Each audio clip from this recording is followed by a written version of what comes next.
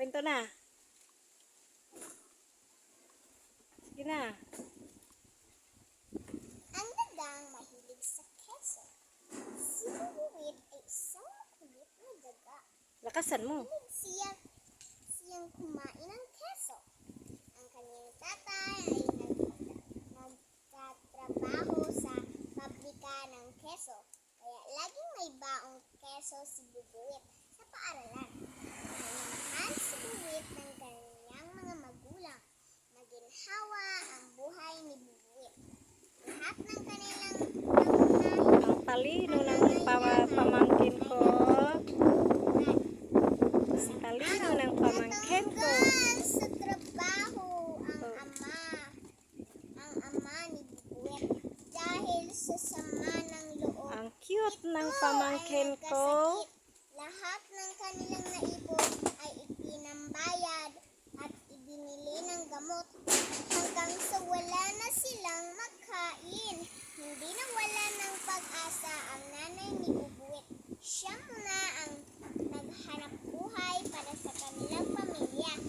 Habang si Bubuwit ay nag-aaral ng mabuti at tumutulong din sa mga gawaing bahay.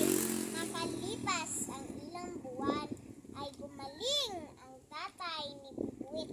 Siya ay muling nagkaroon ng maayos na hanap buhay. Naging maayos ang buhay ng pamilya ni Bubuwit. Maunyang ako ang kwento, guys. O diba? Muna siya. Ang dagang mahilig sa keso. Ano siya, guys? Ay, sorry kay guys. Kay hangin man jud. Unya guys. Kato nga kwento. Tiyada. Kato siya nga kwento, guys. Unya. Si Bubuwit ko no kay kiat. Kiat. Si Bubuwit. Kuan pa jud. Kuan nya. Natanggal ang papa ni Bubuwit, guys. Mao na to, guys. Yung ipon nga kwarta, gibayad nila o gipalit sa mga kuan tambal. Mao to, guys. Katong walan. So karon, guys, is wala ko nung wala ng pag-asa ang nanay ni Bubuwit. Siya muna ang maghanap buhay para sa kanilang pamilya. Guys,